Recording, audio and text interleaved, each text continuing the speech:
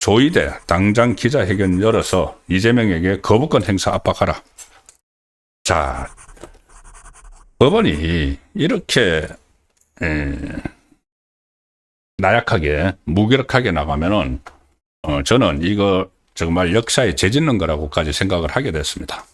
제가 조이대 대법원장에 대해서는 계속 좀 힘을 실어줘야 된다는 그런 취지의 말씀을 많이 드렸고, 또 그래도 그 이재명에 대해서 그때 유죄 취지 파기환송을 하고 뭐 이런 사람들도 있었기 때문에 뭔가 중대한 결단을 내릴 것이다는 기대를 했지만은 지금 그것이 점점 더 적게 되는 것 아닌가는 생각까지 합니다.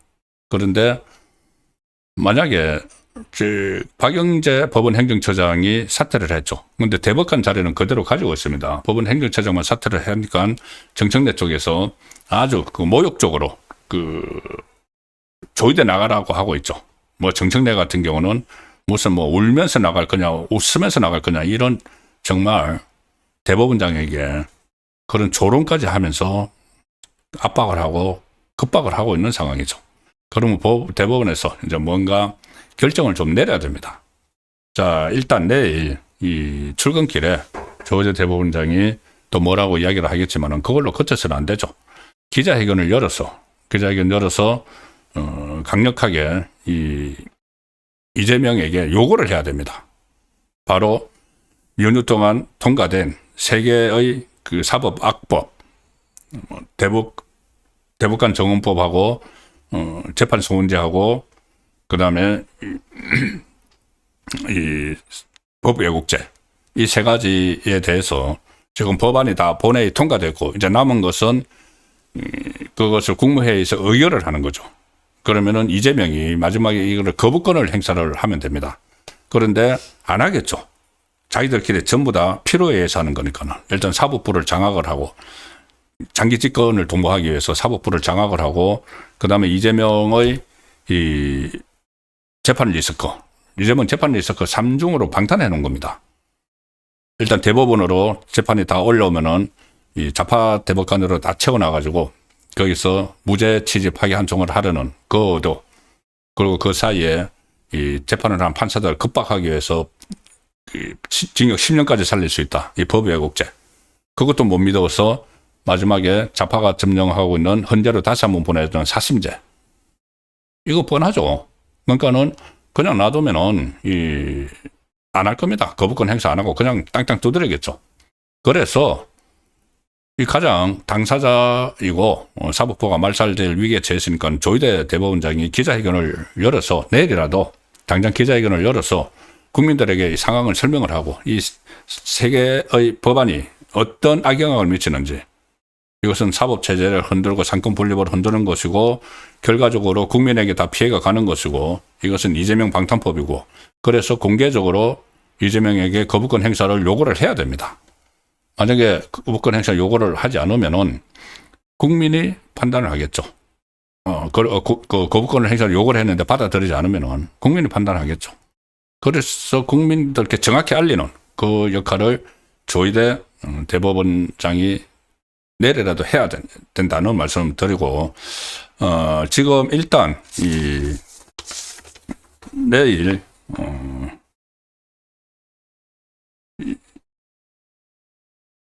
내일이 아니고 12일과 13일 대법원이 법원 행정처장과 각급 법원장 등이 참석하는 전국 법원장 간담회를 개최한다. 이 내용이 조금 전에 나왔습니다.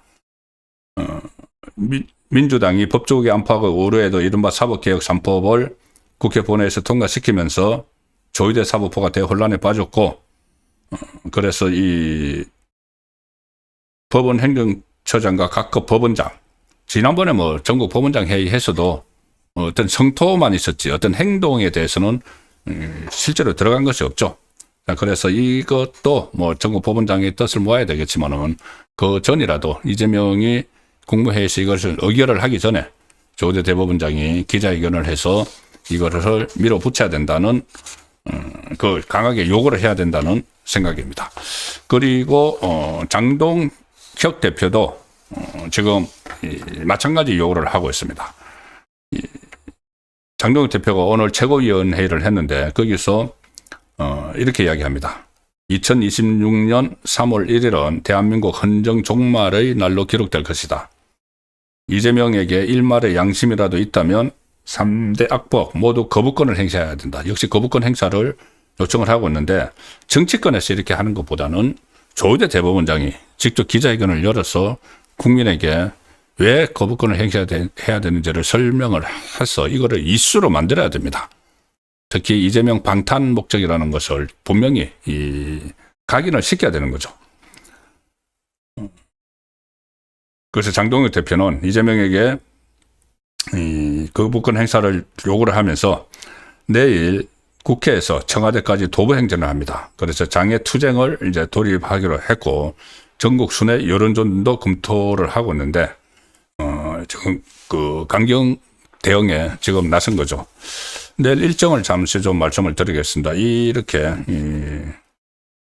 행진을 하면서 이렇게 규탄 대회를 하는 것은 처음이라서 조금 전에 일정이 공개가 되는데 내일 오후 1시 30분에 국회 본관 계단 앞에서 규탄 대회를 하고 도보 행진을 합니다. 2시부터 국회 본관 계단 앞을 출발해서 청와대까지 이렇게 이제 마포대교를 건너서 쭉 강화문을 지나서 청와대까지 도보 행진을 하게 되고 지금 원내대표 송원석 명의로 사법 독립 회복을 위한 이번 대장정은 단순한 행사가 아니다.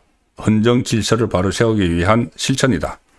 적극적인 참여를 당부하는 그런 이 공문을 오늘 그 국회의원들에게 발송을 했습니다.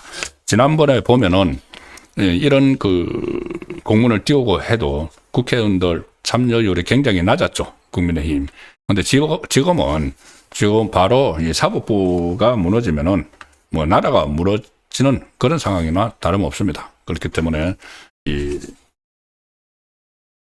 그 참여가 굉장히 참여율이 높고 이재명 정권의 경각심을 일깨우는 그런 상황이 돼야 되는데 꼭 그런 데 대해서 빠지는 것뿐이 아니고 괜히 지도부에 대해서 이 내부 총질을 하는 사람들이 있죠. 친한동훈계인데 한동훈이 대구에서 사흘 동안 있었는데 이번에는 부산을 간다고 합니다. 부산을 가서 또 부산을 가는데 어디를 가느냐. 7일 날 부산을 가는데 페이스북에 글을 올렸습니다. 한동훈이 이번 토요일 점심시간에 부산 구포시장에서 상인분들을 응원을 하고 시민들을 뵙겠다. 이제 대구 갔다 부산 가죠. 그 후에 지난 금정선거 역전성 당시 시민들과 함께 걸었던 온천천을 다시 걸으며 시민들 만나 뵈러 간다. 그리고 한동훈이 간다고 예고한 부산 구포시장, 지난 대구에서는 서문시장 같죠. 구포시장은 부산시장 선거에 출마가 유력한 전재수 지역구인 부산 북구 갑에 위치해 있다. 이 말은 무슨 말입니까? 굳이 전재수 지역구를 간다. 전재수가 부산시장 후보가 되면은 거기서 보궐선거가 열리죠. 그래서 간보기를 하러 가는 겁니다. 대구에서 가서 사흘 동안 머물면서 서문시장 가고 이런 것도 일종의 간보기였죠.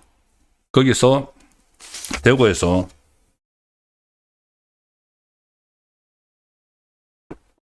주호영이든 주경호든 현역 국회의원들이 시장 후보가 되면 거기 보궐선거가 열리니까 일종의 간보기를 하러 갔고 이번에는 또 부산에서 보궐선거가 열릴 수 있는 지역에 굳이 그 지역을 가는 겁니다.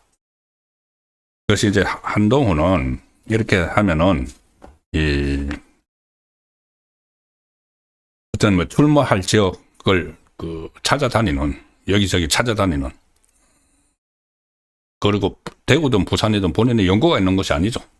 근데 여기저기 어떻게 하든 출마를 하기 위해서 찾아다니는 일종의 뭐 철새처럼 이렇게 비춰서는 한동훈 전 대표에게 미래 없습니다. 단기간에 끝납니다. 국민들은 이거 다 알고 있습니다. 자, 그리고 오늘 또 장동혁 대표가 아주 강한 경고를 하나 했습니다. 대구 때 병풍 역할을 했던 그 친한계 의원들에 대해서 이 경고를 했습니다.